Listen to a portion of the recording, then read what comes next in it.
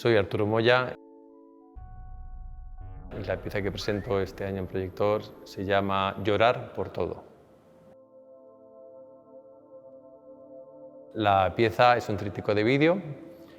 En una pantalla se hace referencia al pasado, al primer pasado, digamos, de ese espacio, que fue una carbonería. El segundo hace referencia a la conversión de ese espacio en imprenta y luego en editorial. Y la tercera pantalla hace referencia, digamos, a mi forma de relacionarme con ese espacio. Lo primero que me llamó la atención es ese pasado, esa conversión, digamos, del carbón a las letras, ¿no? Que es como la conversión de la piedra, lo más duro, lo más negro, lo más oscuro, a la letra, que es como el espíritu del ser humano, ¿no? Que es lo más blando, lo más etéreo, ¿no? Lo más inmaterial. Y se hablaba, digamos, de esta conversión, digamos, también de un modelo energético a un modelo más sostenible de todos los puntos de vista, ¿no? Pero enseguida a mí me surge una duda con respecto a eso, ¿no? Con respecto a ese ciclo, que es las tragedias que se ocasionan en esos ciclos vitales, ¿no? Entonces, obviamente, el cambio de modelo energético es una cosa que tiene todo el sentido y que es una cosa en positivo, pero eso no deja de producir un montón de tragedias en ese camino. Una de las tragedias es, por ejemplo, la historia de este señor, de este propietario de la carbonería, que bueno, pues él tuvo una enfermedad pulmonar obstructiva crónica, es decir, murió de una enfermedad derivada del polvo del carbón. Aparte, pues, de que él pues, fue perdiendo el trabajo porque la gente dejaba de tener sus cocinas de carbón, sus calefacciones de carbón, y eso es una primera tragedia, ¿no?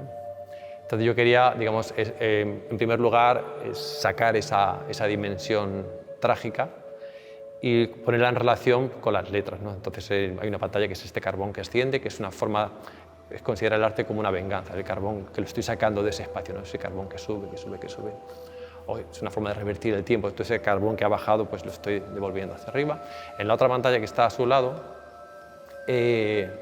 aparecen unas letras, que parece que se está picando y estas letras van cayendo y hace referencia a esa imprenta y a esa editorial.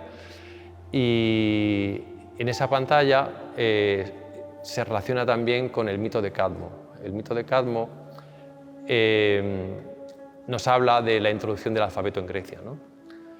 Y lo que sucede con el mito de Cadmo, o sea, como se nos relata esa introducción del alfabeto, es que Cadmo lucha con un dragón, el dragón de Ares, y entonces, temiendo las represalias, pues Atenea esa noche le aconseja y dice: lo que tienes que hacer es enterrar los dientes del dragón que has matado, y de esos dientes del dragón surgirán unos soldados que te ayudarán a fundar Cadmea, que luego será la posterior Tebas. Y ese es el relato con el que se cuenta la introducción del alfabeto en Grecia. Entonces luego los estudiosos dicen, bueno, eso hace referencia a las formas jeroglíficas antiguas que venían de los fenicios, y esa historia de esos dientes y de esos soldados pues, hace referencia pues, a esa función uniformizadora del alfabeto, y que es una forma también, digamos, de control, de normalización, de opresión sobre una diversidad, ¿no? Un poco por conectarlo con una idea que llevo trabajando durante años, que es que en el habla, en la literatura, en la palabra, hay unas violencias soterradas que son invisibles, pero que son, justamente por invisibles, muy temibles, ¿vale? Así que esa es un poco la historia que hay en esa segunda pantalla, el mito de Cadmo, con estas letras que caen, y de ellas surgen unos soldaditos que son unos soplitas de plástico, lo cual me pone también en relación con esa idea de que el sujeto ingresa en el lenguaje, ¿no? Entonces, el lenguaje es previo, ya desde niño estás incorporándote, digamos, a ese lenguaje que tiene pues, esa función uniformizadora también muy, muy grande, ¿no? Esa es la segunda pantalla. Y la tercera pantalla es una pantalla que está enfrente de las dos, está mirando a las otras. Entonces es como si con un ojo mirara una cosa y el otro mirara la otra. Entonces es una pantalla que centrar, digamos, cerrar el círculo, digamos, de las propuestas. Y en esta hay un primer plano, una persona que llora lágrimas negras. ¿Vale?